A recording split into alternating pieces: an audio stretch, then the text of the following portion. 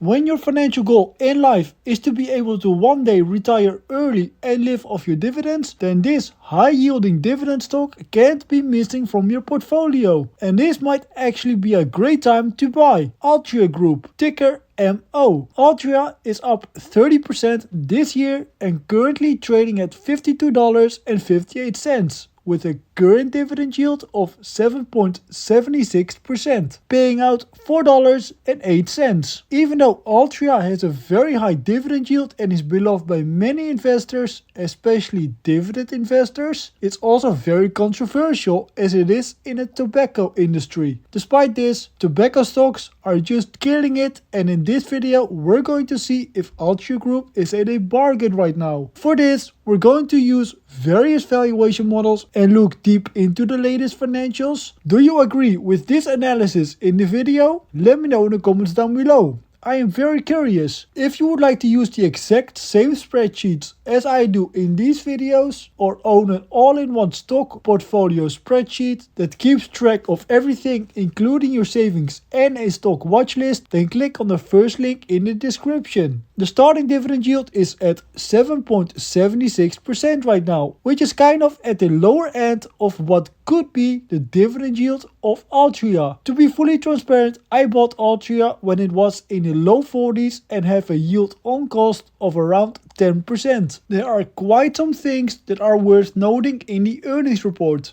The earnings per share in 2024 was $5.12 and the 2025 full year EPS is expected to be in the range of $5.22 to $5.37. Altria completed a previously authorized $3.4 billion share repurchase program. For the full year, 73.5 million shares were bought back at an average price of $46.26. A new share repurchase program has been authorized of $1 billion, which is expected to be completed by the end of the year. Despite launching a $1 billion share repurchase program, the company faces challenges in its smoke-free strategy and overall market competitiveness. The problem with continuous competitiveness is that sales are drastically shrinking year after year. Just compare 2024 to 2023. The sales dropped by a total of 10%. This is due to both the government stepping in and trying to get people to quit and the continuous increase in prices. As we know, looking at the supply and demand graph, as prices rise, demand falls and vice versa. This is a very worrying trend for the tobacco industry. As we can see, looking at the 2028 enterprise goals, Altria wants to deliver a mid-single-digit compounded annual growth for both the EPS and the dividends. One more thing I'd like to draw attention to is that Altria targets a debt to EBITDA ratio of approximately 2 times. Looking at the earnings report,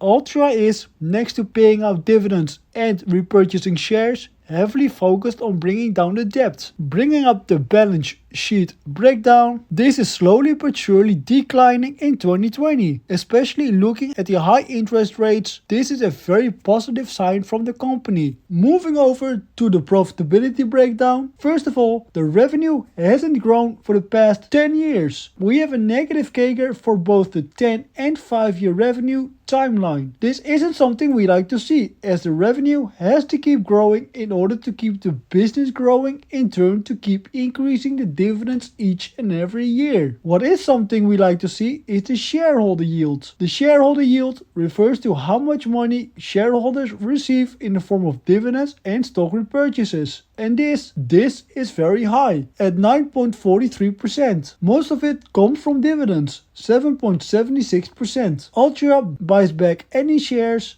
as we can see from the latest couple of years. This was 3.32% at its highest in 2024 and only 0.54% at its lowest. From a perspective of a decade, we can see that the shares do lower from 1.96 billion shares in 2015 to 1.72 billion shares in 2024. What is more impressive is the dividends that increase every year. The dividends grew from $2.44 in 2015 to $4.08 in 2024. This brings the 10-year dividend CAGR to 5.3% and a 5-year CAGR to 4%. Nothing too special, but taking into consideration that Altria has a starting dividend yield of close to 8% and these increases beat inflation, you must say that this is impressive. What is concerning though is not only the high dividend payout ratio of 62%, but also the high free cash flow payout ratio, which is at 64% right now. Although this is already very high, this is the lowest payout ratio in a decade. In the graph, it shows that it is constantly around the 80% and even above 100% in 2016. 141.69% to be exact. Remember, dividends are paid out of free cash flow and we can see this isn't a one-time thing. It's been very high over the past decade. This leaves little to no cash left over for Altria to reinvest back into the business, to do things like pay down debt or attempt mergers and acquisitions. So knowing about the latest earnings report and the financials, let's see what the intrinsic value is of Altria Group. The first valuation model is the discounted cash flow model, which values a company based on the amount of free cash flow it's going to create in the future. As the growth is very slow for the company, we will go for a low growth rate for the future. Taking the sum of the future free cash flows, adding the cash and cash equivalents and subtracting the total debt, we come to an equity value. Dividing this by the shares outstanding, we come to a price per share of $78.68. This is very high, but this is because the current free cash flow is at a very high point right now. The second model we will use to calculate the intrinsic value is the dividend discount model. As we have looked through the financials and are somewhat concerned about the growth, we go with a growth rate of about 2.5%, lower than the average growth rate. When we use a discount rate of 9%, we come to an intrinsic value of $64.34. For the third model, we're going to both compare Altria Group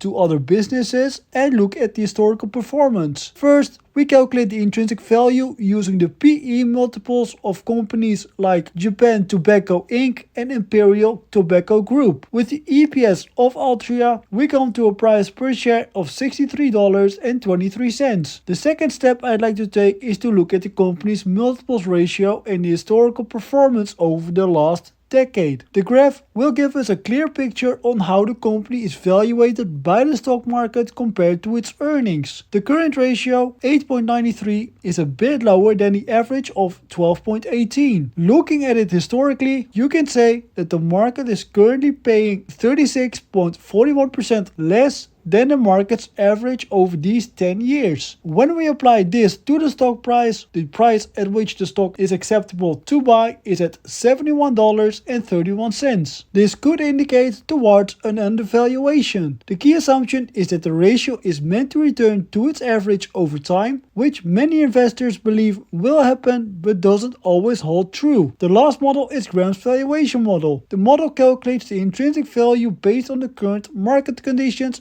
and gives us the upper bound of the price range that a defensive investor should pay for a stock. By plugging in the variables EPS, projected growth rate and current yield on AAA bonds, we get an intrinsic value of $54.85. The problem with this model is that the intrinsic value can fluctuate heavily depending on the interest rate. When we would have calculated this in 2020, where the rates were very low, we would come to a stock price of close to $188. So, adding up all the valuations, we come to an intrinsic value of $65.40. With a current price of $52, Altria Group is a buy, even after using a margin of safety of 10% as suggested by Graham. Altria is still a buy. On top of that, the average multiple ratio is below its average, which points towards an undervalued stock. Like I said, I already have Altria Group in my personal stock portfolio and as of right now am not looking to buy more. If it dips to the mid $40 again, I would take a look at it. And this might happen sooner than you think, as President Trump is roaring up the stock market, which makes it fluctuate heavily. Check out this video on Trump and the stock market to get a better understanding and to see which stocks are a pump